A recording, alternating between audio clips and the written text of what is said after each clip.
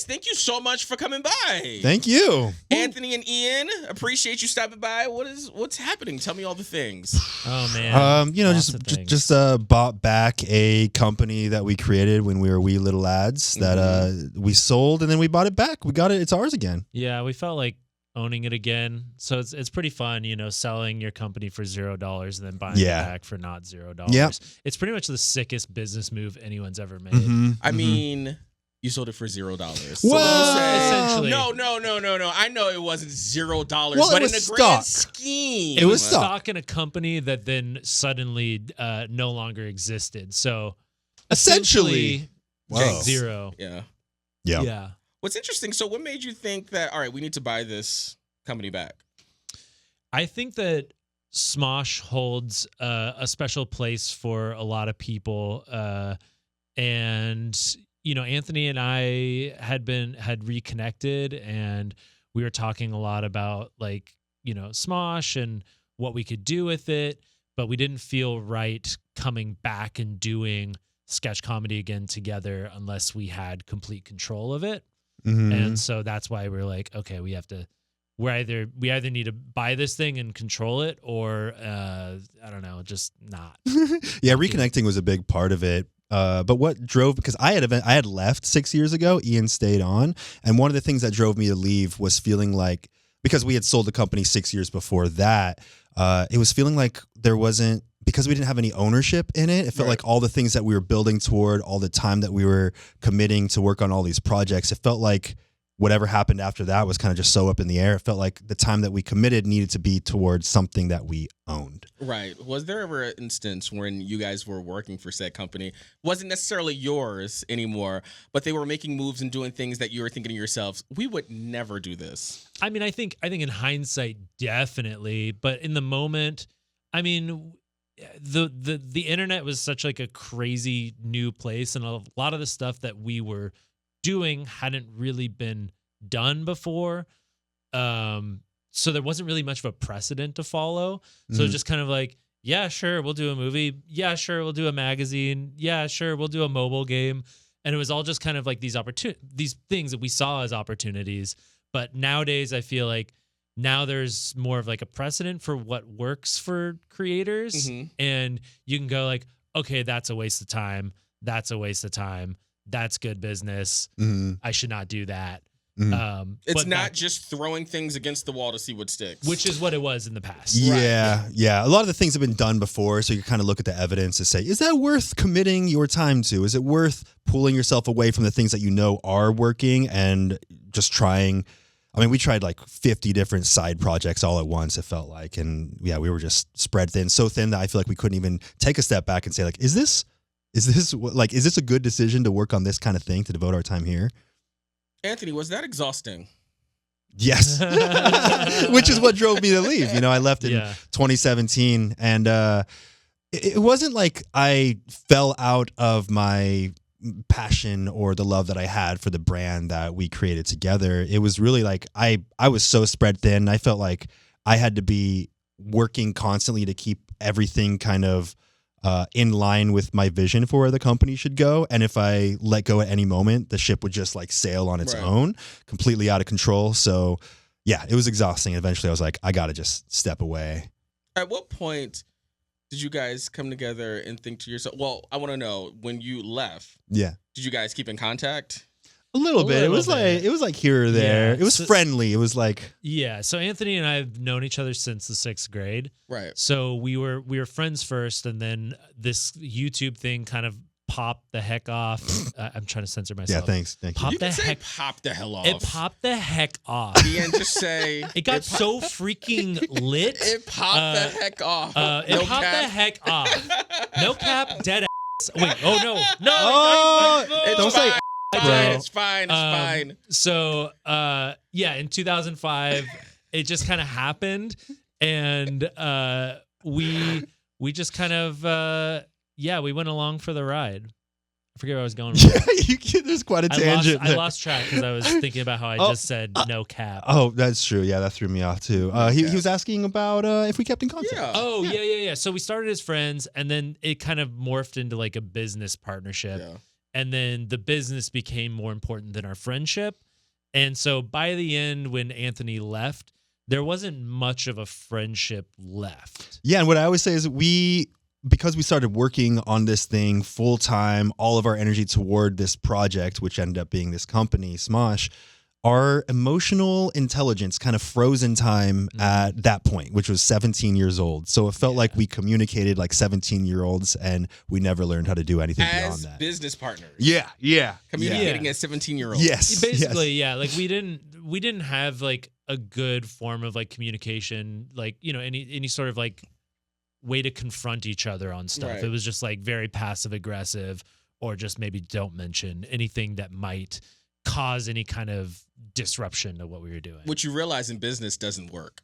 No, not at all. You need to communicate like real people. You need to be able to communicate outside of the work environment as humans in order for the work environment to work. And also, as uncomfortable conversations are in business, they need to be had. Yeah, and I would say you need to push through the short-term discomfort to avoid long-term suffering. Uh-huh. So, you know, if you just keep pushing through because you're like, you know, we just got to keep doing it, ignore all the stuff. I'm censoring myself, and it's really throwing me off. Ignore all the stuff that is being thrown your way. Right. All the hecking stuff. Then it just builds up, and then you end up kind of where we were, we were kind of suffering in terms of our communication and our emotions.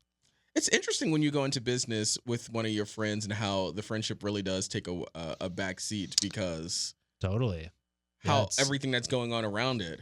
And how it really does suffer. I'm just listening, you know, to you guys talk. Yeah. And it becomes bigger than ourselves too. Yeah. Like we have employees, and it's like, you know, we want to keep them employed. We can't just like stop making videos for a month or two. Yeah, we had 30 employees at that 30 to 35 employees. And how old were you guys at this time? 30 to 35 employees? When you left? When I left, I was 29. Okay. Yeah, and it was like, I think the channel had like 23 million subscribers too. So it felt like there were so many eyes watching and judging this thing, and we felt like we had to live up to that, and then also make sure that our employees could continue to have the jobs that they had. So it was just a mess. It's interesting how something that turns out, or something that was created just out of fun, I'm assuming, Yeah. turns into this big thing, and then all of these eyes and just like the way how this thing grows into something bigger. You know what I'm saying? Yeah. I mean, it just grew bigger than we ever could have imagined. So we never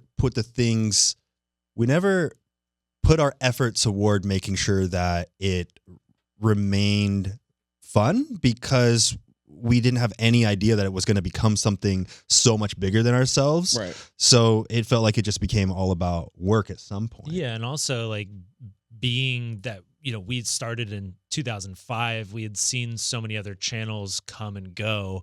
So I think we also had that fear of like, it could happen to us tomorrow.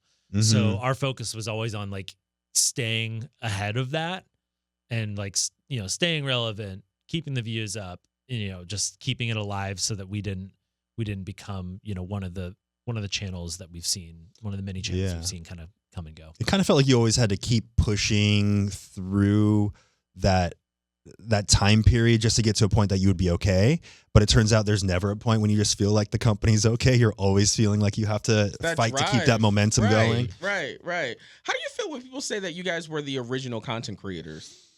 I don't know about I feel like we were one of the first. Anthony, just own it. I feel like we were one of the first. We were one of the first channels to, I guess, take it seriously as a channel that you would want to come back to, and you would know who the faces of the channel were, what kind of content to expect.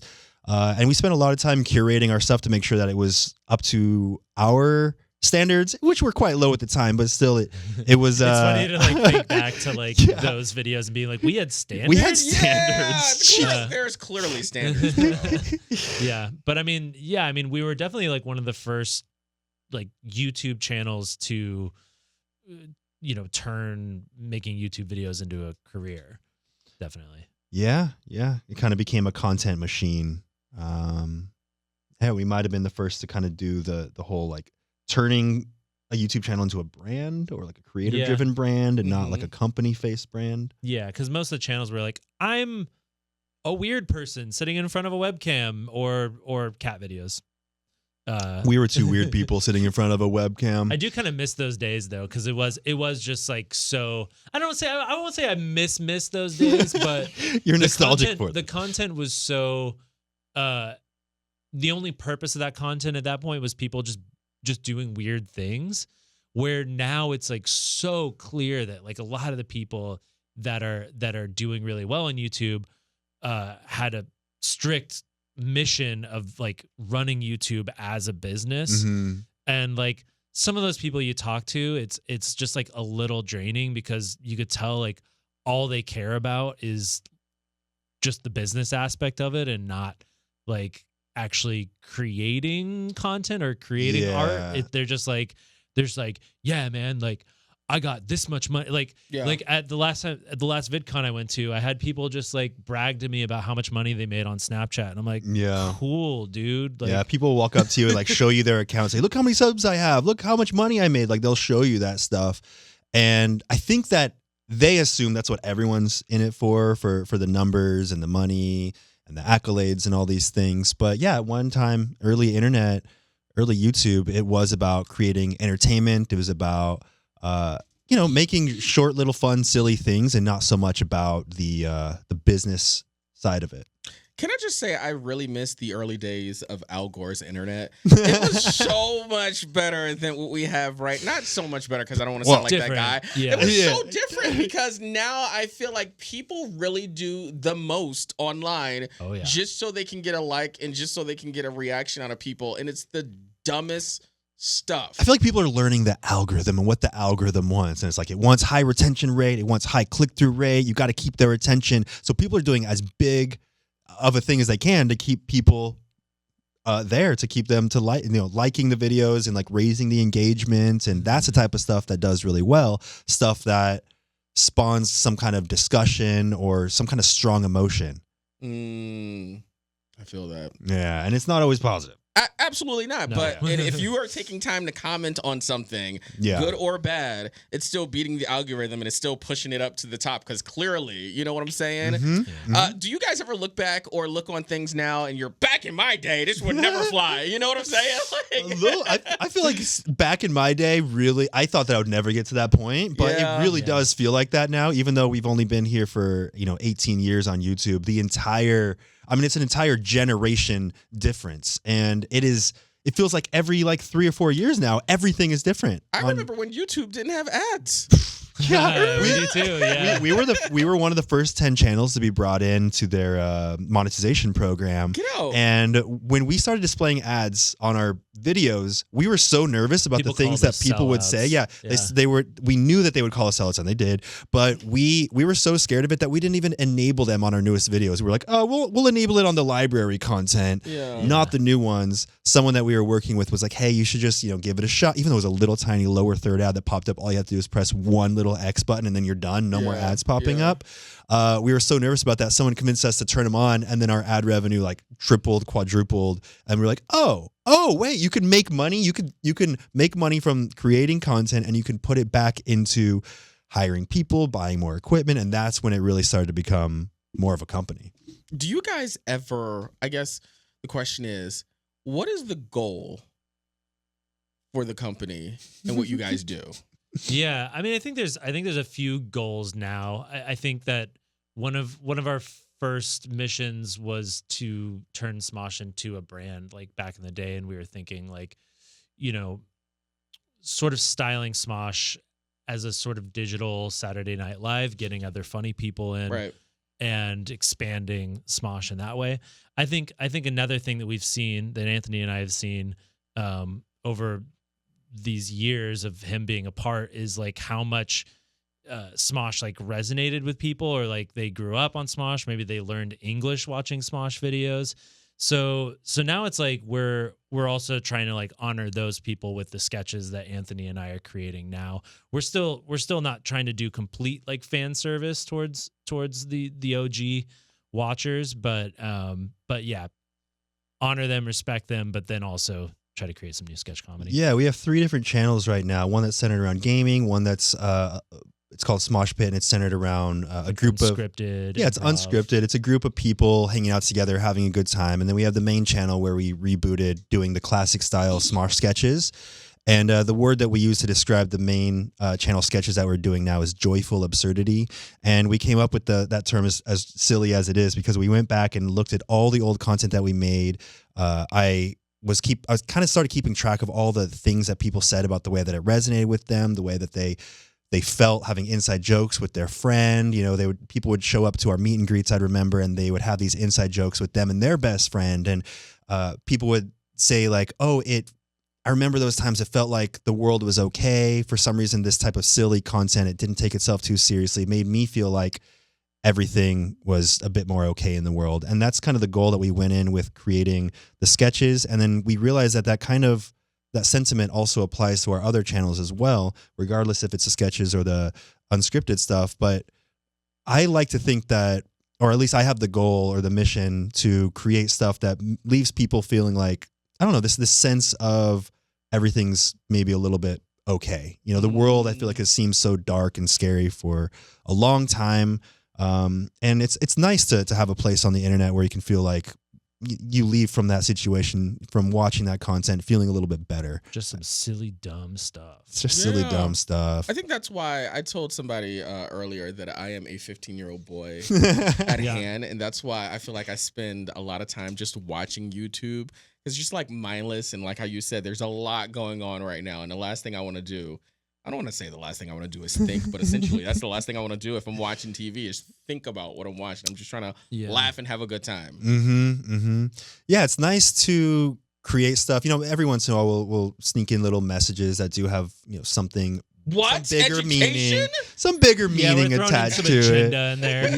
Yeah. Oh, deep agenda. But really our mission is for people to feel like the world is okay sometimes. Yeah. Do you guys unplug? Like, how do you guys do that? Unplug, man. Do you know the definition of that? Right now, unplugging is hard because we're just trying to find a rhythm with the new sketches. Yeah. And how it like fits in. And Anthony's still doing his channel. So right now has been a bit hectic. Yeah. But yeah, I don't know. I mean, we generally take weekends off. So that's kind of like our way of, you know, not driving ourselves into the ground. And we've been doing that for like well over a decade. Yeah, but there was a long while where we were working every single day, every single weekend day. There was never really a break. And that was like driving us into the ground. Sundown, pulling all-nighters. Yeah, because we were roommates at that time, living in the same house, working on the content together. We lived and breathed Smosh. And not Look at you as guys first at the content house. Now how everybody has the content house. Right? Isn't that crazy? Yeah. That's true. We did have a content house. And people found out where that house was too. Oh yeah, people found out. How did they find out? I mean, we were stupid. Google Maps. Google Maps I don't think existed Street View definitely didn't exist when we first started making content. Yeah, so we were like, okay, what's going to happen if we show our address in the shot? What's going to happen if we show the cross streets down? We blocked our address. I looked and there's a lot of videos in the early days of us in that house. We did not even block it. It was just straight up there. It was in Sacramento, but it didn't matter. There was a lot of people that still found it. People traveled like road trips to come to our house. Can I just say something? Why? And this is a conversation that I have with myself all the time. Why would somebody think that is okay to do? I think it's the parasocial aspect of it, you know. Way before that word existed. I think people weren't educated on this. I think people connected with a lot of the stuff that we made. They saw enough of our content to know that we weren't hostile ourselves. So they're like, hey, they're friendly. I'm friendly. We're going to be friends. I get that. I know that there are certain people that live in my neighborhood. They are friendly as hell. Do I want to show up to their house? Absolutely the hell not. Yeah. It's a little scary, a little bit. Yeah. I mean, it just depends what kind of person you are and how obsessed you are with the content. The wildest things would be like when a parent would like drive their kid to like come to the house, and it's like, you are an adult. You should know better. Yeah. But I don't know, to them it's like taking their kid to Disneyland or something where they're just like, I'm just trying to entertain my child. And it's like, bro, I'm a person. Like, right. I think some parents are like, I will do anything for my kid to make sure they're happy. Yeah. And they don't really think about what the effects of that might be. They don't Unless think it's they a little stalker. lied about how they got the parent there. I don't know, blackmail. Kids blackmailing their parents. Better watch out. Especially if the parents are seperated. Oh, yeah, true. Well, mom would have drove me up there. Yeah. And if you don't, I'm going to tell mom about that thing that I found in your email. Exactly. Or the Miss Linda texting you. True. You know what I'm saying? Yeah. What are you guys working on next? Gosh, I mean, like right now we're just trying to get into the rhythm of making the sketch comedy. Yeah. We launched a membership program on the main channel because we realized, like, I mean, for the longest time, like sketch comedy hasn't been a lucrative way to create content. Yeah, making sketch comedy won't even pay for itself. Yeah. If you're with the amount of time and effort that we put into it, it's not. No. So it's like that's why you don't see it. Like like I can't think of really sketch comedy reigned on YouTube for a while, but it's pretty much been struck down because YouTube the algorithm rewards longer content where at this point it's kind of like long content that people could put on in the background, kind of like a podcast style show. Kind of like a iHeartRadio. Yeah, kind of something a little bit like this. Right? Well, this is 20 minutes, so look at that. True. I do well. You got to triple, quadruple it, and you got yourself a hit, a banger.